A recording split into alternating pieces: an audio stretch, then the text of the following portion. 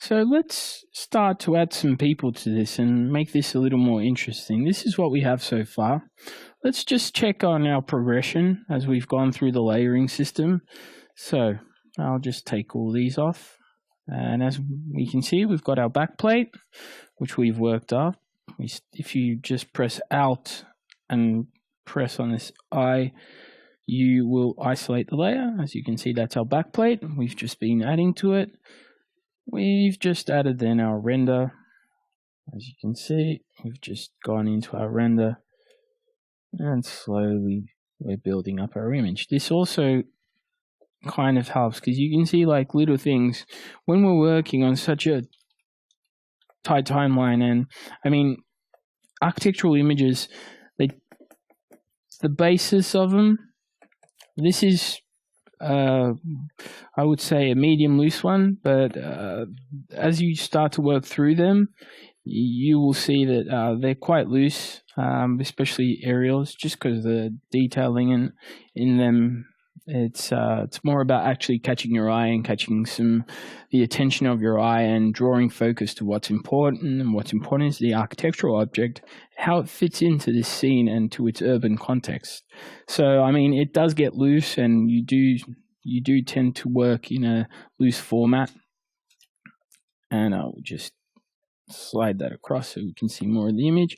We've got our color corrections from our base plate. We've added some lighting. Let's just check on that. I think, although I do like that, I mean, it's probably a bit too much over here. Probably too much going on. That's all good. And here we go to our final adjusts. And yeah, that's all coming very well together.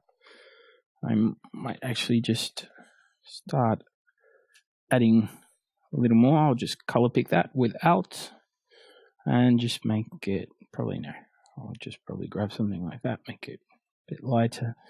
And I'll just start giving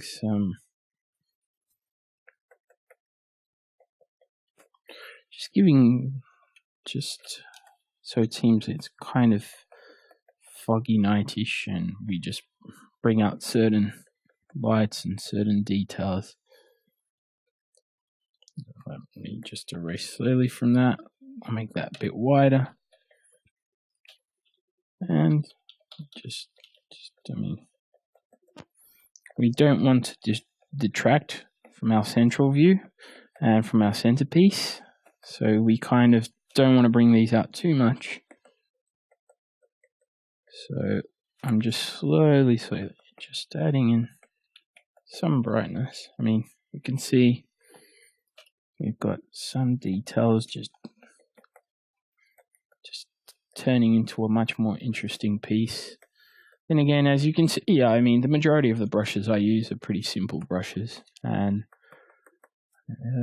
they're really quite simple, and you don't really need that much. The majority of artists tend to work with simple brushes, and when I need them, I can always go online, like the cloud brushes or the people brushes, and they're quite easy to grab. After a while, you'll start to create your own libraries. I'm starting to create mine too, but in the majority of cases, I just tend to use just simple brushes, and those do work quite well. As you can see, yeah, that's working pretty well. So let's create some people here. Let's add some interest. So this is a technique I learned a while ago. Actually, it's on Varnix's webpage.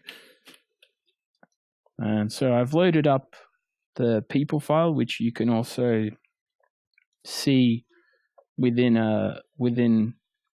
the files I've provided, and they're free of charge to use. So, okay, I've added the shape dynamics, I've changed scattering, and I've pretty much just made it flow a little so it just has some diversity to it. Let's grab our person, and they're really small, so you won't even see them.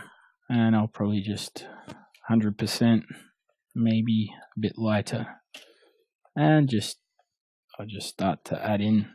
I may want to actually scatter these around, so I'll probably scatter these so I can just paint like that. And as you can see, they're just scattering around because they're just flakes and specks at this moment.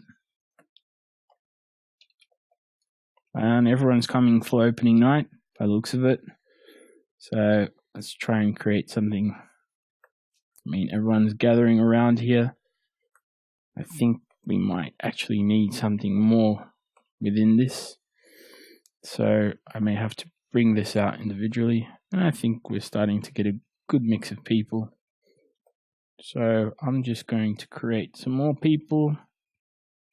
And also I want to create some shadows for that. I'll just save that brush, F5, and bring up the menu and just save there. But I may also want to create just a bit of shadow from these people just to give it a little something. So I don't know, let's turn the opacity to 20. No, that's 2. So there we go. So as you can see, we're starting to add some detail. So I'll just pause that while I do that, and we'll get on to the next part of this tutorial and this lesson. So I'll see you just a second. Okay, so I've just painted in these people, and you can see like their shadows. I mean, we're quite close here, and I'm just continuing to paint in some more highlights just on a normal layer, just keeping on painting and just bringing this out a little more, just bringing these lines, just trying to get more into this central piece. I think those central trees themselves might actually need to come out a little more. So I'm just going into our selections and going into the red channel on our matte elements, and I might actually I just want the central one, so I'll just hit Alt and L just to get my layer selection, my selection, sorry. And here we go, and I'll just select all around that so I can amp up our trees. So okay, we have our selection for our trees. I'm going to put that above our render just so I can see. So I've created levels, and as you can see, it just makes a mask automatically. So we don't want to overdo it. I mean, it's just a tad bit maybe, but actually that doesn't look as good, so we might just make it a bit darker. Grab a gradient tool, make sure it's set to transparent and black, and just erase out and just giving it a little more depth. So it's just helping out a little bit to give it a little bit of depth. So I think that's pretty much all for this lesson. So I will see you in the next lesson, where we will just continue our detailing these small things. And we're pretty much nearing the end on this tutorial. So, I mean, we'll just keep on detailing and go into the final bits in the next 2 lessons, I would say. So I'll see you in the next lesson.